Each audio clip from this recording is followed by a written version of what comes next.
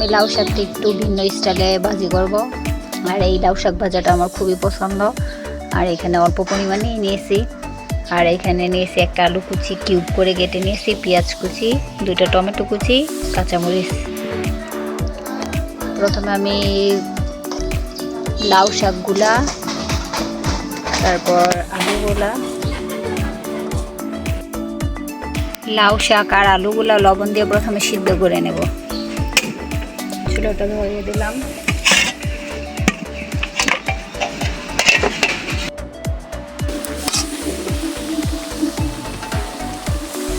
যখন দেখবা আলুগুলো 70% প্রায় সিদ্ধ হয়ে গেছে তখন নামিয়ে নেব। আলুগুলো কিন্তু সিদ্ধ প্রায় 70% সিদ্ধ হয়ে গেছে, এখন শাকগুলোকে নামিয়ে নেব।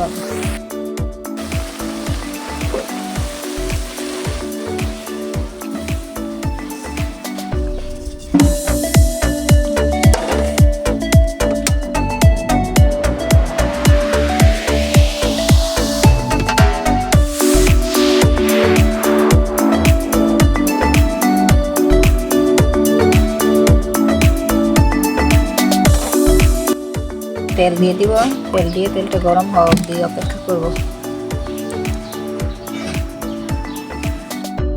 তেলটা গরম হয়ে গেছে, প্রথমে দিয়ে দিব পেঁয়াজ কুচি।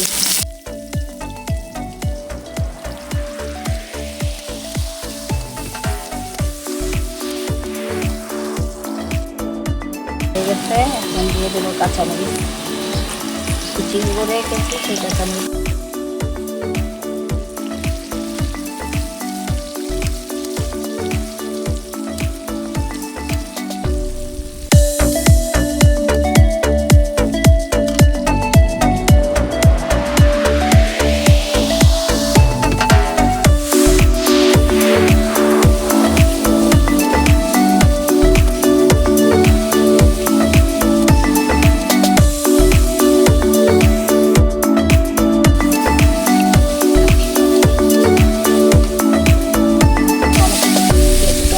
সিদ্ধ হতে বেশি সময় লাগে না।